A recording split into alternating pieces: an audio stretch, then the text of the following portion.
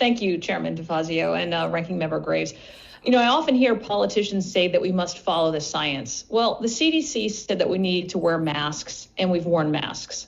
The CDC said that we needed to be vaccinated, and there are lines to get vaccinations. Now the CDC has said our schools need to reopen for the good of American students, but we're still dragging our feet. Last week, the head of the CDC said there is increasing data to suggest that schools could safely reopen, and that safe reopening does not suggest that teachers need to be vaccinated. Remote learning is increasing student education gaps and creating a chasm of learning loss, particularly among vulnerable, lower income populations.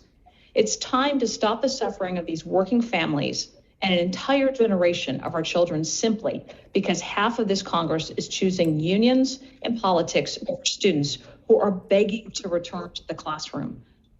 By continuing to prolong the reopening of our schools, we are quite literally killing this future generation's potential. Demanding parents teach their children from home while attempting to hold down a job has set working families up for failure and cost many their livelihood, their homes, and even the ability to feed their children. Divorce rates are increasing, drug abuse, alcohol abuse, domestic abuse, and as a consequence, suicides are still increasing. If this bill has any hope of providing the critical relief needed, we must start by ensuring that services for our children are provided, and that means returning to the classroom. Follow the science and respect the lives of our children and our working families. These are not trivial matters to treat like cheap political hostages.